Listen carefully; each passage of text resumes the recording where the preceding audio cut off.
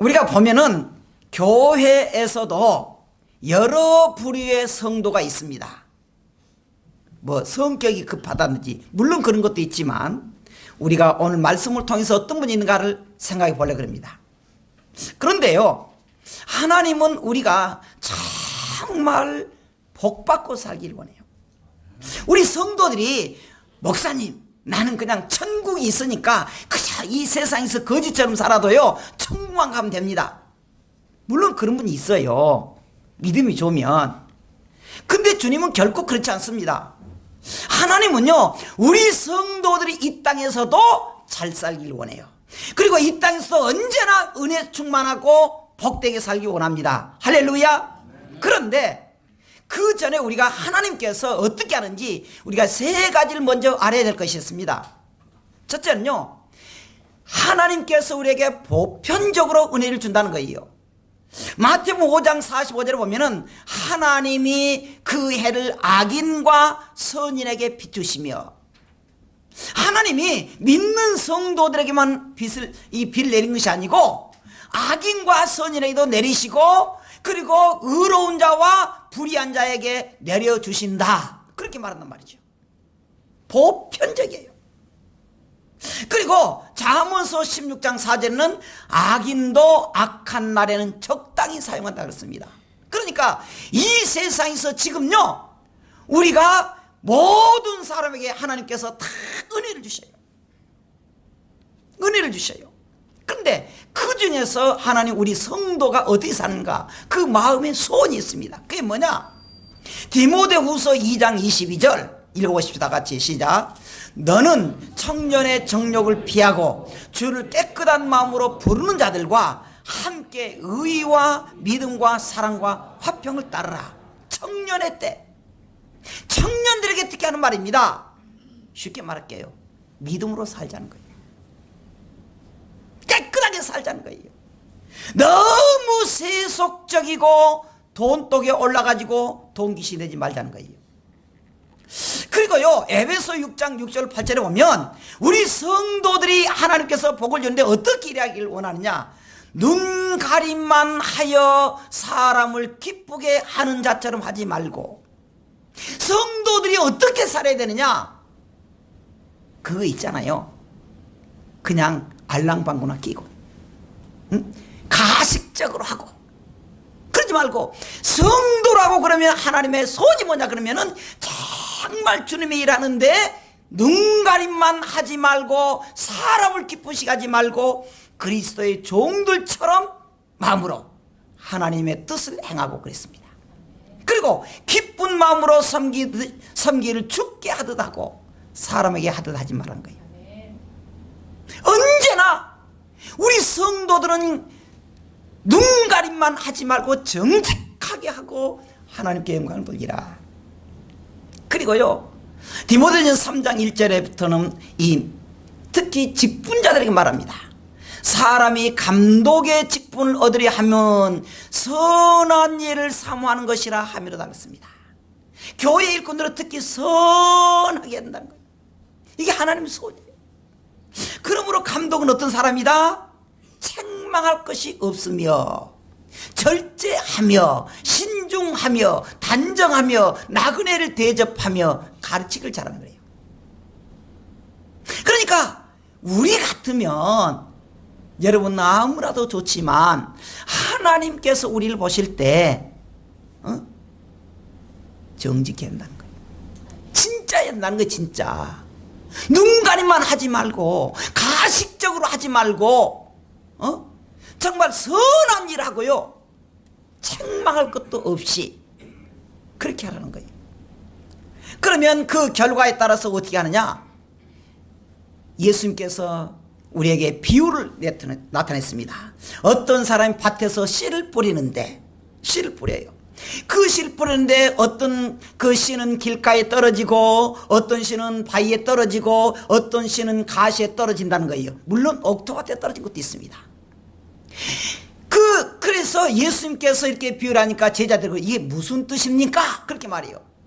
그러니까 이것은 비유인데 말씀을, 이 씨를 뿌렸다는 것은 하나님의 말씀을 뿌린다는 거예요. 이 시간에 제가 설교한 것이 말씀의 씨라는 거예요.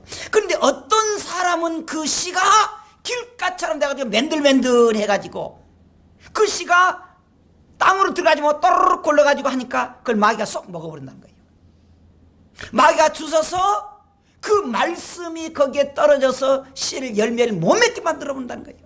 또 바위밭에 있다는 것은 들을 때는 기쁨으로 들으는데 그것이 뿌리가 내리지 못하니까 말라서 죽어버리고, 가시 같은 것은 이생의 염려, 재물, 향락, 그런 것 때문에 열매를 맺지 못하는 것이 있더라. 그런데 우리 예수님이 어떻게 말하느냐? 마지막에 우리에게 심판한다는 거예요. 세례 요한이 말했습니다. 회개하라, 천국에 가까웠다, 그렇게 말하면서 이미 도끼가 나무에 이렇게 있다는 거예요. 심판한다는 거예요. 그리고 손에 키를 들어서 탈곡을 하는데 알곡은 들여서 곡간에 들이지만 쭉정이는 꺼지지 않는 불에 넣겠다. 그러니까 우리 성도들은 교회에 다니는 것은 참 다행이긴 하지만 언제나 세 가지를 기억해야 돼요. 하나님 우리에게 지금 은혜를 주고 있다. 은혜. 하나님 우리에게 지금 은혜를 주고 있다. 그 은혜 받을 때 우리가 어떻게 되느냐? 하나님 앞에 정직하게 행하고 하나님 앞에 믿음으로 살고 하나님 앞에 정말 감동시키는 일을 하자. 그러면 하나님이 우리에게 마치 그 땅에 씨 뿌리는 것처럼 옥토밭이 되어서 열매를 맺어야 되겠다. 할렐루야. 그런단 말이죠. 그런데요, 사도 바울은요 그동안에 많은 일을 했습니다. 정말 이 사도 바울은요 이 선교사로서 굉장히 많은 일을 했는데 사람도 많이 만났어요. 사람도. 오늘 읽었던 본문입니다. 디모데후서 4장 9절부터 보면요, 사도 바울이 그동안에 사람들 만나는데 어떤 사람이 있었느냐? 오늘 읽었던 거 보면은요, 우리가 14절 15절을 이렇게 말합니다. 구리 세공업자 알렉산더가 내게 해를 많이 입혔음에 주께서 그 행한 대로 그에게 갚으실 것이다. 바울에게 와서 한때 열정적인 일꾼이 있었습니다. 알렉산더예요. 알렉산더. 그런데 그 알렉산더가 어떻게 마음이 틀어졌든지 간에 그가 많은 바울에게 괴롭힘을 줬습니다. 그래서 뭐라냐면 바울이 보통 말하질 않아요. 아무리 어려워도 말하는데 그가 이렇게까지 말해요. 내게 해를 많이 입혔다. 그러면서 잘 말하지 않는 이런 말까지 해요. 하나님이 그를 그대로 갚아줄 것이다. 그러면서 15절 이렇게 말합니다. 너도 그를 주의하라. 그가 우리 말을 심히 대적했다. 그래요. 알렉산더는요 방해꾼입니다. 방해꾼. 그런데 10절에 보면은 대만은 이 세상을 사랑하여 말을 버리고 데살로니가로 갔고, 대만은 나를 버리고 왜 버렸습니까? 이 세상을 사랑했기 때문에 버렸다는 거예요. 요즘 말로 하십시다. 배신한 거예요. 배신한 거예요. 지금요 사도 바울이 어떤 형편에 있느냐? 감옥에 있는 거예요. 복음을 전하다가 복음을 전한다는 그 이유의 하나 때문에 이 사도 바울은 지금 감옥에 가 있습니다. 그렇게 어려운 지경에 있는 이 바울을 그는 그의 제자 대만은 버리고 배반하고 가버려요. 여기에서 그는 세상을 사랑했다는 거예요. 그리고 나를 버리고 데살로니가를 갔다고 말합니다. 여기 나를 버리고 라고 하는 말은 우리가 원문에 보면 조금 다르게 있어요. 이 데마가 열정적인 바울의 제자였습니다. 요즘 말하십시다. 우리 교회 유능한 집사였다는 거예요. 집사였어요. 그런데 그 목사님이 감옥에 가니까 이 대만은 세상의 향락 때문에 가버렸습니다. 근데 여기 원문의 뜻은 가버렸다는 말은 무슨 말이냐? 신앙 자체를 버렸다는 거예요. 단순히 바울만 가는 것이 아닙니다. 세상 향락 때문에 하나님을 버려버린 거예요. 신앙을 버려버린 거예요. 배신자라는 거예요. 그런데 9절에 뭐라고 합니까? 너는 어서 속히 내게로 오라. 여러분, 지금요 이 사도 바울은 감옥에 있습니다. 굉장히 찬 감옥에. 그리고 이 일 후에 얼마 후에 사도 바울은 목배임을 당해 죽습니다. 순교를 당해요. 그렇게 어려움이 있을 때 이 사도 바울은 사람이 그리웠습니다. 그러면서 뭐라 그러느냐? 디모데야, 너는 내게로 오라. 내게로 오라. 여러분, 우리가 사람에게 필요한 사람이 된다는 거예요. 목사님이 때는 힘들고 어려웠을 때, 아니면은 좀 문제가 있었을 때 생각나는 성도. 생각나는 성도. 할렐루야. 그런 사람이 된다는 거예요. 바울이 지금 너무너무 힘듭니다. 얼마 안 있으면 그는 지금 순교에 목배임을 당해요. 그때 생각나는 사람이 뭐냐? 디모데 됐다는 거예요. 그래서 디모데야, 너는 어서 속히 내게로 오라. 11절. 그런데 그 안에서도 누가가 같이 있어준 거예요. 원래 누가는 어떤 사람입니까? 의사였습니다. 우리나라 의사 아직은요 그래도 최고다 그렇잖아요. 누가도 의사였습니다. 근데 이 누가는 예수 믿고는 그 다음부터 의사직을 그만두고 그래요. 그리고 바울의 수종자로 따라다닌 거예요. 옛날은 돈 많은 의사 사람들에게 대우받았지만은 지금처럼 굉장히 경제적으로 어렵지만은 그래서 끝까지 바울 곁을 있었다는 거예요. 저는 목회하면서 정말 목사님 너무너무 은혜 받았습니다. 나는 목사님의 비서가 되겠습니다. 수종자가 되겠습니다. 그런 사람 많았어요. 근데 없어 지금. 없어. 사람들은 힘들 때 뭐라 그럽니까? 힘들 때 목사님도 아주 목사님 내가 그 은혜 잊지 않겠습니다. 얼마나 감사한 일이에요. 그런데 조금만 서운하면은 자리 거라 나는 간다 하더라고.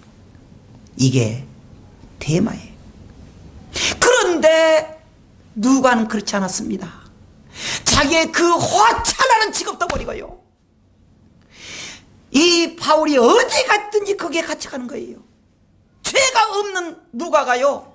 누가가 바울이 감옥에 있을 때 따라하는 거예요. 누가만 내게 있다. 그러면서 뭐라 그럽니까? 내가 올 때에 마가를 데리고 오라 그래요. 마가를 데리고 오라. 다음에 말하겠지만은 이 마가는 원래요. 이 마가는 정말 바울이 처음에 수종자였습니다. 수종자였어요. 그런데 이 마가는 원래가요 바나바의 조카였거든요. 그래서 바울과 바나바가 같이 선교여행을 떠날 때 같이 갔습니다. 근데 도중에 와버려요. 마음이 너무너무 상한 거예요. 그래서 등이 졌습니다. 그런데 이 마가가 후에 변화되기 시작합니다.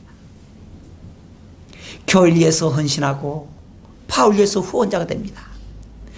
예전에는 바울이 너무 마음이 상했지만 감옥에 있으면서 마가가 변화됐다는 소리 들어봅니다. 그래서 마가를 데리고 오라. 그가 내게 유익하니라. 여러분, 때로는 우리도 주일 하다 보면 실수도 합니다. 실수도 해요. 때로는 우리가 일하기 싫을 때가 있습니다. 그가 마가였습니다. 근데 후에 깨닫고 열정팬 마가가 된 거예요. 바울을 위해서 끊임없이 돕는 마가. 그래서 마가를 데리고 오라 그렇게 말합니다. 여러분, 우리가 지금 무엇을 하고 있냐 그러면은 목회로 대해서 하고 있습니다. 우리 성도들이 하나님 앞에 믿음으로 산다 그렇지만 진짜 우리끼리 나는 어떤 사람인가? 어떤 사람인가? 여러분, 제가 가끔 말했잖아요. 저도 때로는 서운할 때가 있어요. 근데 저는 이렇게 합니다. 그동안에 내게 베풀어준 은혜가 얼만데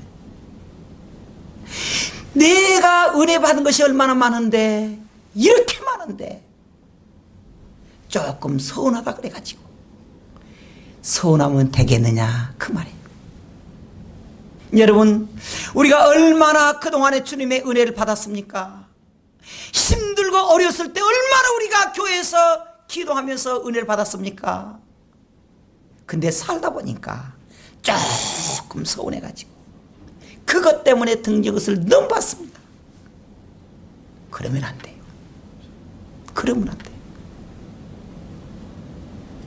그를 위해서 얼마나 힘든지 저는 가끔 마음이 아플 때가 있습니다. 성도들의 신방을 해보면은 너무 마음 아파요. 가정이 힘들고 사업이 힘들고 사업이 힘들고 그럼 제가 울면서 올 때가 많아요. 울면서 하나님 고쳐주세요. 복 주세요. 찰되게 해주세요. 어쩔 때는 그것 때문에 잠이 안 올 때가 있습니다. 그러면은 12시가 됐든 밤 12시가 됐든 1시가 됐든 교회로 와요. 하나님 이대로 두면 안 되잖아요.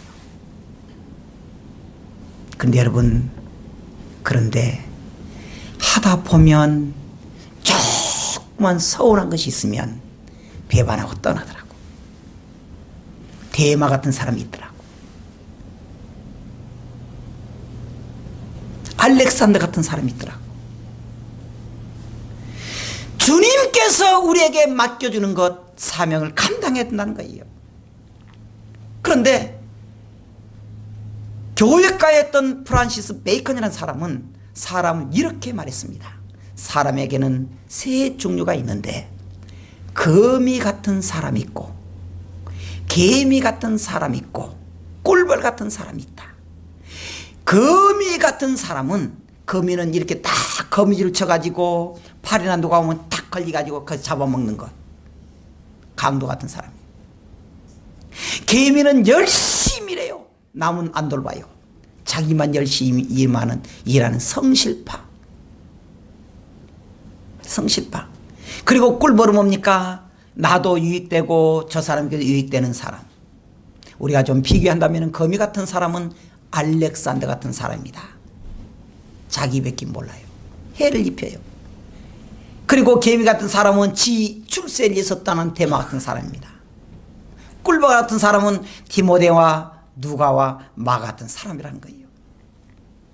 그런데 우리가요, 누가복음 10장 30절부터 37절에 보면 거기에 예수님께서 여러 가지를 하다가 이렇게 우리에게 비유를 든 것이 있습니다. 어떤 율법 교사에 대해서 말하고 있습니다. 그러면서 거기서 말하면서 예수께서 말하면서 이어하는데, 어떤 사람이 예루살렘에서 여리고로 내려가다가 강도를 만났다 그래요. 어떤 사람이, 이건 두 가지 목적입니다. 하나는 단수라는 거예요. 어떤 사람이 혼자 가요. 혼자 가요. 두 번째, 어떤 사람이라고 하는 것은 나도 될 수 있다는 것입니다. 그런데 예루살렘에서 사마리아로 내려갔다는 말이 무슨 말이냐? 예루살렘은 교회를 상징합니다. 믿음의 교회, 성도를 말이에요. 그거 어떤 이유로든지 간에 사마리아는 타락의 성, 세상을 향해 갑니다. 근데 또 하나 여기서 중요한 게 뭐냐면은 세상은 혼자 살 수가 없어요. 혼자 살 수가 없습니다. 누군가 가야 되는데, 우리 성도는 혼자 가는 것 같지만 언제나 주님과 함께 동행해야 돼요. 주님과 함께. 힘들어도요, 힘들 때마다 나 혼자 고민하지 마세요. 주님이 계시잖아요. 주님이 계시잖아요. 여러분, 정말 힘들다고 할 때 우리가 금요 기도에 참석해 보세요. 내가 너무너무 힘들다고 말할 때, 주님, 내가 이대로 살 수 없습니다 할 때 우리가 기도에 참석해 보세요. 주님이 계신 것을 확신합니다. 그런데 이 사람은 혼자 내려가는 거예요. 믿음의 생활 하다가 세상이 좋고 교회가 답답해서 세상을 내려갑니다. 그러다 어떻게 합니까? 강도를 만나요. 강도가 그 사람을 다 때리고 거반주기 만들고 있는 거 다 뺏깁니다. 숨이 깔딱깔딱 하고 있는데 그때 레인과 제사장, 요즘 말해서 교회 직분자들입니다. 딱 가더니 하더니 옆으로 싹 지나가요. 여러분, 성도라면 그렇게 하면 안 되잖아요. 도와야 되잖아요. 근데 그 사람은 이렇게 하고 지나간 거예요. 그런데 전혀 기대하지 않았던 사마리아 사람이 지나갑니다. 사마리아 사람이란 말은 교회를 다니지 않는 사람입니다. 하나님 믿지 않는 사람입니다. 딱 가니까 사람 죽어 있거든요. 웜이 큰일 났네. 그래가지고 자기 낙타에 싣고 주막으로 들어갑니다. 주인에게 거기서 말하면서 오다가 이 사람 했는데 좀 치료해 주세요. 그대로 끝냈으면 모르는데 거기서 그렇지 않아요. 내가 지금 바쁜데 내가 우선 돈을 줄 테니까 하고 돈 더 들면 내가 갔다 와서 돈 더 줄게요. 걱정 말고 치료해 주세요. 이야, 감동적이잖아요. 여러분, 여기에서 우리가 어떤 역할을 보십시다. 강도는 있어서는 안 될 사람입니다. 거미 같은 사람. 있어서는 안 돼요. 근데 레인과 제사장은요, 직분하고 헛기침만 하지 이 사람은 있으나 마나한 사람입니다. 여러분, 교회 다니는 거 다시 말할게요. 여러분들이 교회 다니는 거 잘한 일입니다. 그런데 하나님 앞에서 볼 때에요, 우리가 있으나 마나한 사람 되면 안 됩니다. 이름 많고 놓으면 안 돼요. 살아계신 하나님 믿는다 그러면은, 그 하나님 우리가 심판하다 그러면은 우리가 믿음대로 해야 되고요, 사람을 구해야 되잖아요. 이 레인과 제사장이 있으나 마나한 사람, 어떤 사람? 개미 같은 사람, 자기 일만 하는 사람. 근데 사마리아 사람 어쩝니까? 이 사람은 꼭 필요한 사람, 없어서는 안 될 사람, 꿀보 같은 사람입니다. 꿀보 같은 사람. 우리는 오늘 또 여기에서 우리 성도들이 어떤 위치인지 생각해 봐야 됩니다. 예수님께서 이렇게 말했습니다. 예수님께서는 우리 많은 사람들을 지적할 때 어떤 사람이 있느냐, 누가복음 보면은 13장에 예수님께서 비유를 듭니다. 6절에 보면은 예수님께서 이에 비유로 말씀하시되, 한 사람이 포도원에서 무화과를 심었는데 이 포도원에다가 포도밖에 안 심는데 거기에 무화과를 특별한 안에 생겼다는 거예요. 심었다는 겁니다. 그래서 열매를 맺히기 위해서 열심히 했는데 3년이 지나도 열매가 맺히지 않는 거예요. 발전이 없는 거예요. 그래서 주인이 와서 말합니다. 저 무화과를 뽑아버리라. 왜 땅만 버리느냐? 땅만 버리느냐? 그러니까 과원지가 이렇게 말합니다. 주인님, 1년만 더 기다려주세요. 내가 땅을 파고. 그렇게 말하고 있습니다. 그 주인이 뭐라냐면은, 열매를 구하되 얻지 못하니 찍어버리라. 어찌 땅만 버리게 하겠느냐? 그러니까 대답하여 이르되, 주인이여, 금년에도 그대로 두소서. 내가 두루 파고 걸음을 주리니. 여러분, 다시 말할게요. 오늘 사랑하는 여러분이 이렇게 앉아있는 것이 너무너무 아름답습니다. 그런데 주님은 우리에게 열매 맺길 원하고 있다는 거예요. 열매 맺길 원하고 있다는 거예요. 왜 땅만 버리느냐? 왜 열매가 없느냐? 찍어버리라. 그러니까 주인이여, 1년만 기다려주세요. 내가 땅을 파고 걸음을 주겠습니다. 땅을 판단 말이 무엇이겠습니까? 회개하겠다는 거예요. 걸음을 준다는 것이 무엇입니까? 영적 양식을 먹고. 여러분, 우리가 교회 다니는 것 좋고 우리가 봉사하는 것 좋지만은 열매 맺는 성도, 떠내기 성도가 아니고 그냥 왔다 갔다 하는 사람이 아니고, 우리가 이 교회에서 알짠 일꾼, 땅만 버리는 것이 아니고 우리가 두루 파고 걸음을 줘서 열매 맺게 하십시오. 우리는요, 연장받았습니다. 이제 기간을 연장받았어요. 하나님 앞에 우리가 땅만 버려서는 안 된다는 거예요. 한 가지만 더 하겠습니다. 마태복음 23장에 보면은 여기에서 27절, 33절에 보면 특별히 무슨 말이냐? 회칠한 무덤이라 그래요. 여러분, 가끔 우리가 이 텔레비에 보면 재벌들이 그 자기 조상묘를 딱 보여줘요. 얼마나 멋있는지. 그렇잖아요. 그런데 지가 아무리 멋있어도 그 안에 송장 썩는 것밖에 없다는 거예요. 예수님도 그랬습니다. 그 안에 송장 썩어가고 있는데 그것은 화려하게 묘지를 꾸며가지고 있는 사람들이 있더란 거예요. 그걸 가리켜서 회칠한 무덤이라는 거예요. 속은 송장 썩은 것처럼 더러운 사람이 집 살아가면서 속에서 더럽고 추한 것이 화장해가지고 희죽희죽거리니까 이쁜 것이냐? 아니라는 거예요. 회칠한 무덤이 되지 말라는 것이에요. 우리가 예수 믿었으면 예수님답게 살고 믿음으로 사는 것이 중요하다는 거예요.